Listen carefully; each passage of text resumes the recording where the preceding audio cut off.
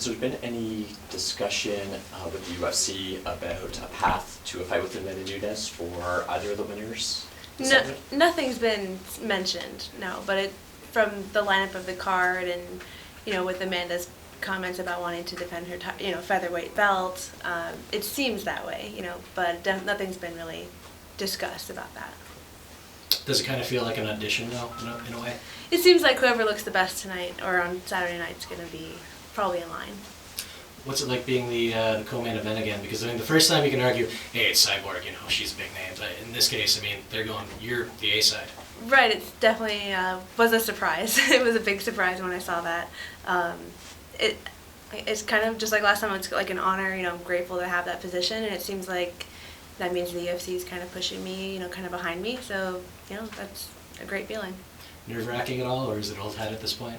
I don't really let the nerves like that. I don't really let that sink in. It's, I just kind of, it is what it is, and I'm going to handle my business regardless of what order the fights are in or who's in front of me.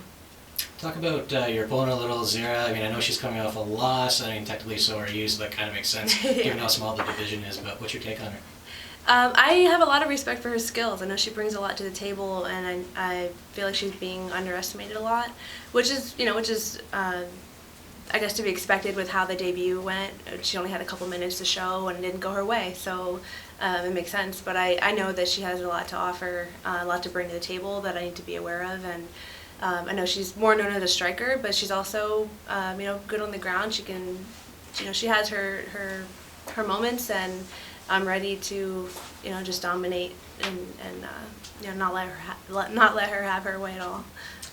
How important is the finish in this? Because I know you don't want to look ahead or think about titles right now, but obviously Megan's on the card as well, so it feels like a big statement would be key here.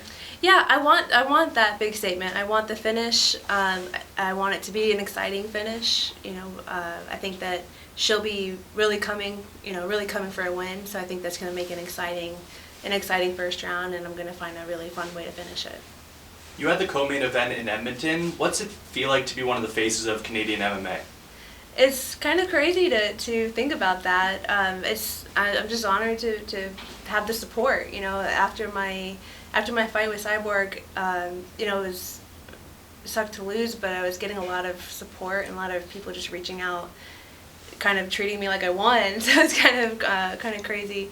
All I can really say is I'm really grateful for all the support, and I'm here and I'm in this position, and I'm going to put my best foot forward. Yeah, that's really interesting. Your reputation was seen to increase after the Cyborg fight, even though it was a loss. What did you learn anything about that fight? Anything you wish you could have done differently? Like, how do you reflect back on that loss? Yeah, there's more so a self-reflection on just capitalizing on moments in the fight and being clear-minded.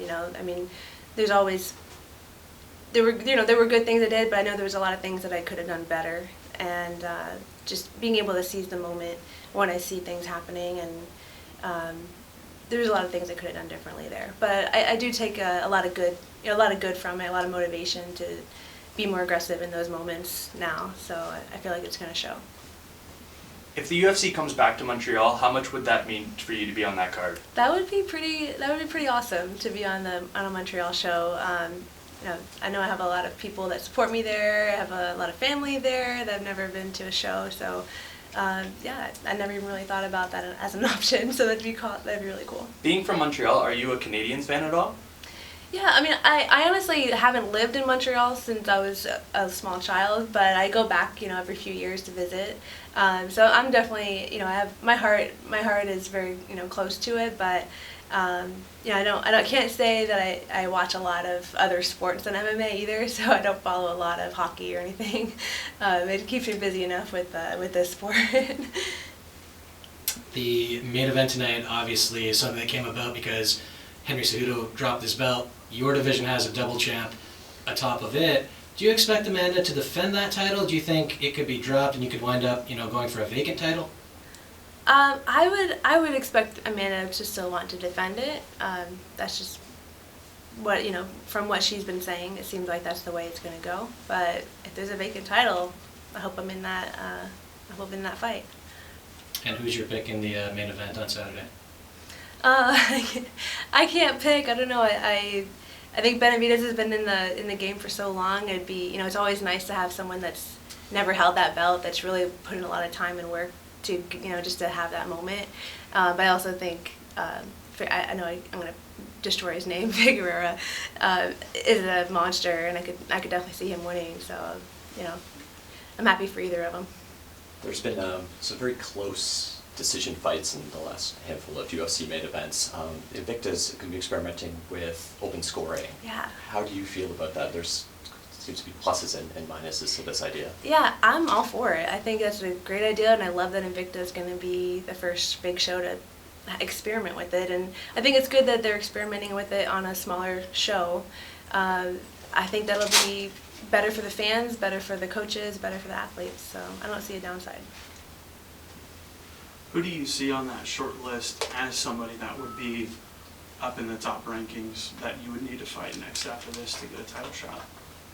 I think it's possible to get a title shot after Saturday. I guess it depends on how things go. You know, who wins on the other, you know, on the other end of the card, and if there are any other featherweights that they're going to be bringing in.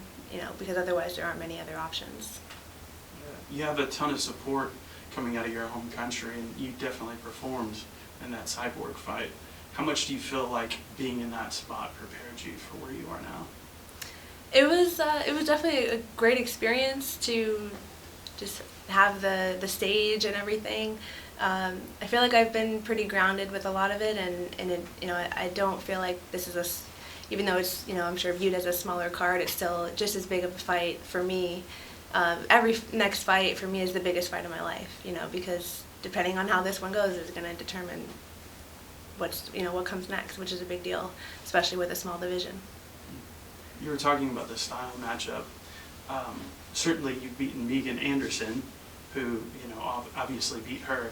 That's a bit of MMA math there. Yeah. But does that kind of play into your strategy here? Are you pretty much thinking about wrestling quite a bit here and trying to take her down and try to do that? Or are you seeing this actually playing out on the feet quite a bit as well?